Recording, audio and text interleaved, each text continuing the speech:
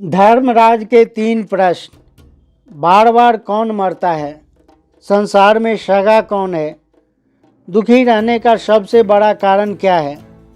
दोस्तों, यह प्रश्न किए थे धर्मराज ने धर्मराज युधिष्ठिर से। यह प्रसंग उस समय की है जब द्रौपदी सहित 5 पांडव हिमालय पर स्वर्गारोहण के लिए गए थे और एक एक करके सभी पांडव ने अपना शरीर त्याग किए थे। सबसे पहले द्रौपदी ने अपना शरीर त्याग किया था।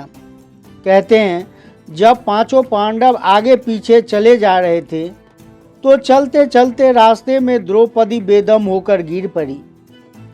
भीम ने धराम की आवाज़ सुना तो पूछने लगा, भैया लगता है हम में से कोई गिर गया है, तनिक ठहरो, देखते हैं कौन गिरा है।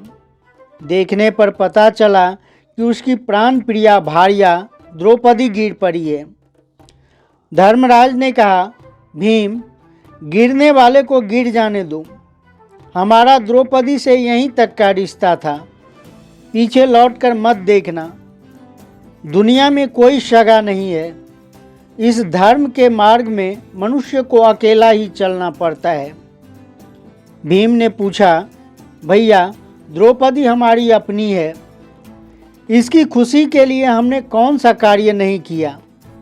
लाखों लोगों से युद्ध लड़ा, फिर भी आपको उसकी पीड़ा दिखाई नहीं देती।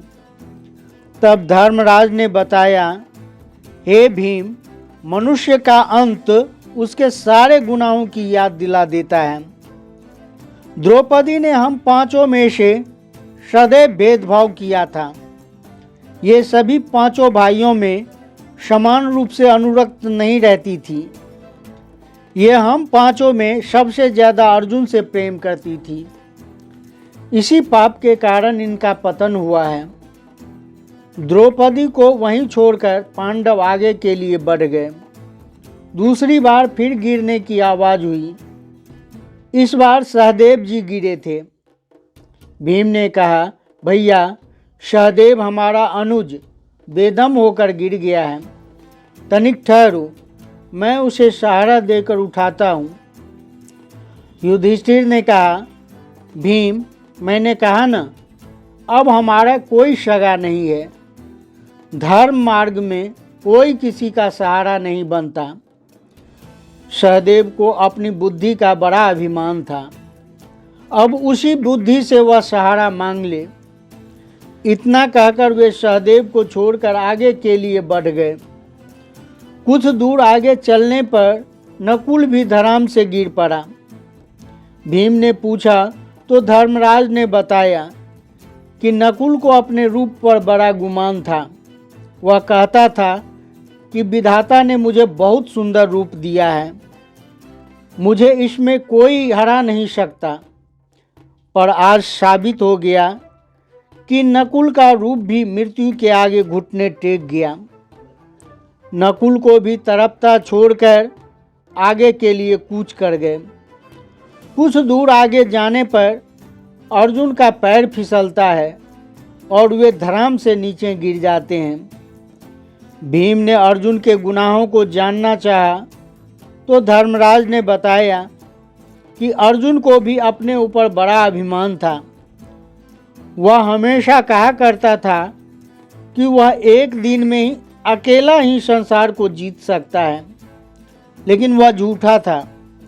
उसने महाभारत के युद्ध को जीतने में 18 दिन लगा दिए। इतना ही अभिमान था अपनी विद्या पर, तो इस परिस्थिति में लड़कर और जीत कर दिखाए। मित्रों, इस प्रकार अर्जुन को भी छोड़ दिया। थोड़ा आगे बढ़ने पर भीमसेन भी पटक खाकर गिर पड़े। भीमसेन चिल्लाकर बोले, भैया मैं जानता हूँ आप मुझे भी लौट कर नहीं देखेंगे, पर जाते जाते मेरे दोषों को तो बताते जाइए। तब युधिष्ठिर कहते हैं, हे विशालकाय भीम, तुम्हारा दोष यह है कि तुम बहुत अधिक खाते थे, कभी व्रत उपवास नहीं रखते थे। देवता लोग 1 बार भोजन करते हैं, मनुष्य 2 बार भोजन करता है, दैत्य लोग 3 बार खाते हैं। 4 बार या उससे अधिक तो कुत्ता भोजन करता है। भीम बड़ा ही पेटू था। उसे अपने बल का और अपनी शक्ति का बड़ा घमंड था, इसलिए भीम की यह दुर्गति हुई। भीम भी बीच रास्ते में ही अपना शरीर छोड़ देते हैं। अब अंत में धर्मराज और एक कुत्ता बाकी रह जाता है। बाकी सब लोग एक एक कर साथ छोड़ते चले गए। मित्रों, इसी तरह अंत काल आते ही सब साथ छोड़ जाते हैं। केवल धर्म ही आपका साथ नहीं छोड़ता। धर्मराज के साथ जो कुत्ता था, वह कुत्ता उनके पूरे जीवन काल के जो अच्छे कर्म थे, वह धर्म कुत्ता के रूप में उनके साथ चल रहा था। कहते हैं, विद्या मित्रं प्रवासेषु स्त्री मित्रं गृहेषु च व्याधि तस्य औषधं मित्रं धर्मो मित्रम मृतस्य च। जिस तरह परदेश में रहने वालों की मित्र विद्या, घर में रहने वालों की मित्र स्त्री होती है, जिस तरह रोगी का मित्र दवा, उसी तरह मरने वाले का मित्र धर्म होता है। धर्म से बढ़कर कोई सगा नहीं होता, जो मरने के बाद भी आपका साथ नहीं छोड़ता। बाकी सारे सगे संबंधी, रिश्ते नातेदार आपका साथ छोड़ जाते हैं। मित्रों, धर्मराज उस कुत्ते के साथ हिमालय के उस सर्वोच्च शिखर पर पहुंच गए। चारों तरफ बर्फ ही बर्फ थी। वे अपने कुत्ते के साथ पर्वत की सबसे ऊंची चोटी के ऊपर खड़े थे। तभी स्वर्ग से एक विमान उतरा और विमान में बैठे देवदूतों ने कहा, चलिए महाराज, विमान में बैठिए, यह स्वर्ग का विमान आपको लेने के लिए आया है। देवदूतों की बात सुनकर धर्मराज ने कहा, मैं स्वर्ग में तभी जाऊंगा जब यह कुत्ता मेरे साथ जाएगा। पहले आप कुत्ता को विमान पर चढ़ाइए। देवताओं ने उत्तर दिया, यह कुत्ता स्वर्ग में नहीं जा सकता, आप विमान पर विराजमान होइए। विमान सिर्फ आपके लिए ही आया है।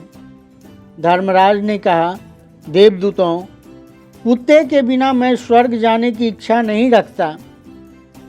एक एक करके मेरे सगे मेरा साथ छोड़कर चले गए, पर इस कुत्ते ने अभी तक मेरा साथ नहीं छोड़ा। और धर्मानुसार सगा वही है जो अंत तक आपका साथ न छोड़े। यदि धर्म में कुत्ता भी आपका साथ दे तो उसका भी परित्याग नहीं करना चाहिए। देवदूतों ने कहा, हे राजन, स्वर्ग जाने का वही अधिकारी होता है जो पुण्यवान है। ये कुत्ता तो त्रियक योनि का प्राणी है, इसका तो कोई पुण्य भी नहीं है, यह स्वर्ग में कैसे जा पाएगा। उसी समय धर्मराज ने अपने आधे पुण्य फल उस कुत्ते को दान कर दिया। पुण्य प्रदान करते ही वह कुत्ता साक्षात धर्म के रूप में परिवर्तित हो गया। कुत्ते ने धर्मराज से 3 प्रश्न पूछे। हे पुत्र, मेरा पहला प्रश्न है कि संसार में सगा कौन है। दूसरा प्रश्न है कि बार बार मरता कौन है। और तीसरा प्रश्न है कि शांति का एकमात्र साधन क्या है। तब धर्मराज उत्तर देते हैं, हे भगवान, संसार में धर्म ही सगा है। जो कामनाओं से घिरा रहता है वह बार बार मरता है, और जो कामनाओं से रहित है वह सुखी भी है और पूर्ण रूप से शांति को प्राप्त होता है। कई बार हम निरर्थक और अंतहीन कामनाओं के कारण अनावश्यक चिंताओं और तनाव से घिर जाते हैं, जबकि कामनाओं को त्याग कर हम सहज में ही उनसे मुक्त हो सकते हैं। इस संबंध में मैं एक दृष्टांत सुनाता हूँ। एक बड़ा ही धनी व्यापारी था। उसके पास बहुत सारा धन था। उसका व्यवसाय भी खूब अच्छे से चल रहा था। खूब पैसा था। और ये तो आप जानते ही हैं कि धन बढ़ने पर व्यवधान भी बढ़ते हैं। एक दिन वह व्यापारी अपने घर में पड़ा पड़ा बेचैन अवस्था में लेटा था। उसे नींद नहीं आ रही थी। मन में चैन नहीं था, बहुत बेचैनी थी। पत्नी ने पति को बेचैन देखा तो पूछी कि आपको क्या हो गया है? आज आपको नींद क्यों नहीं आ रही है? किस चिंता में आप डूबे हुए हैं? पत्नी के पूछने पर उसने कुछ नहीं बताया। दूसरे दिन भी उसकी यही हालत थी। तब पत्नी ने बहुत जिद की और बोली, आपको बताना ही होगा कि आप किस चिंता में हैं। तब व्यापारी ने कहा, हे प्रिय, ये मत पूछो कि मैं किस चिंता में हूँ। अगर तुम सुनोगी तो तुम्हारी भी मेरी जैसी हालत हो जाएगी। परंतु पत्नी ने जिद करके पूछी कि आपको बताना ही होगा कि आप किस लिए चिंतित हैं। पत्नी के विशेष आग्रह करने पर उसने कहा, हे प्रिय, एक दिन मेरे मन में प्रश्न आया कि यदि मेरा सारा कामकाज बंद हो जाए तो फिर हमारे क्या स्थिति होगा। तब मैंने हिसाब लगाकर देखा कि आज हमारा व्यवसाय बंद हो जाए तो हमारे पास इतना धन है कि हम 9 पीढ़ी तक आराम से बैठकर खा सकते हैं, परंतु इसके बाद हमारे पास कुछ नहीं रहेगा। मुझे चिंता इस बात की है कि 9 पीढ़ी के बाद जो हमारे बच्चे होंगे वे बस सब क्या खाएंगे, फिर कैसे काम चलेगा। यह सोचकर मैं बड़ा दुखी हूँ। मुझे चिंता हो रही है।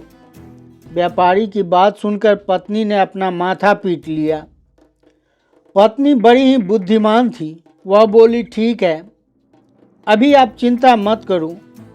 कल हम एक संत जी के पास चलेंगे और उनसे हम अपनी समस्या का हल पूछ लेंगे। आज सो जाओ। मित्रों, पत्नी ने उसे किसी तरह सुला दिया। अगले दिन जब संत जी के पास जाने के लिए गाड़ी में बैठने लगे तो पत्नी ने महात्मा जी को देने के लिए गाड़ी में कुछ अन्न, कुछ फल और कुछ प्रसाद रख लिए। यह देखकर पति ने कहा, यह सब क्यों ले जा रही हो? यह सब तो कल मैंने अपने हिसाब में जोड़ा ही नहीं था। पत्नी बोली, कोई बात नहीं, कौन सा हमें रोज रोज ले जाना है, आज ही की तो बात है। पत्नी की बात व्यापारी मान गया। अब वे दोनों संत जी के आश्रम में पहुँचे। व्यापारी की पत्नी ने जो सामान भेंट में ले गई थी वह सब उस संत को देना चाहिए, तो संत ने उसे रोकते हुए अपने शिष्यों से बोले, जाओ भीतर जाकर गुरुवाइन जी से पूछ कर आओ कि घर में अभी कितना अन्न शेष है। शिष्य ने पूछकर बताया कि आज रात तक के लिए सब कुछ है, कल सवेरे के लिए नहीं रहेगा। तब संत जी ने कहा, हम तुम्हारी भेंट स्वीकार नहीं कर सकते क्योंकि इसकी हमें आवश्यकता नहीं है। अभी तो हमारे पास खाने के लिए पर्याप्त है। पत्नी बोली, कोई बात नहीं, आप कल के लिए रख लीजिए। तब संत ने कहा, कल की आप चिंता ना करें, कल की चिंता हमारे ठाकुर जी करेंगे। हाँ, यदि आज के लिए सामान नहीं होता तो मैं ज़रूर रख लेता। मित्रों, व्यापारी ने अपने पत्नी से बोला, प्रिय, चलो अब चलते हैं। पत्नी बोली, अभी तो आपने अपने प्रश्न का जवाब तो पूछा ही नहीं। व्यापारी ने कहा, अब उसकी ज़रूरत नहीं है, मुझे उसका समाधान मिल गया है। संत को कल की चिंता नहीं है और मुझे 9 पीढ़ी आगे की चिंता हो रही है। यही मेरी मूर्खता है। जिन लोगों की प्रभु पर विश्वास नहीं होता उनका यही हाल होता है। तो मित्रों, जिस दिन हमारा मन कामनाओं से रहित हो जाएगा उस दिन हम पूर्ण शांति को प्राप्त कर लेंगे। उस दिन हमारे जीवन से दुखों का नामो निशान मिट जाएगा। धर्मराज युधिष्ठिर का जवाब सुनकर धर्मराज बड़े प्रसन्न हुए। विमान में बैठकर स्वर्ग को चले गए। तो मित्रों, यह कहानी आपको कैसी लगी, अपना कीमती राय कमेंट में अवश्य दीजिए। साथ ही वीडियो को लाइक, सब्सक्राइब तथा शेयर अवश्य ही कीजिए। मिलते हैं अगले वीडियो में एक नई जीवनोपयोगी कहानी के साथ। वीडियो के अंत तक बने रहने के लिए धन्यवाद। जय हिंद, जय भारत।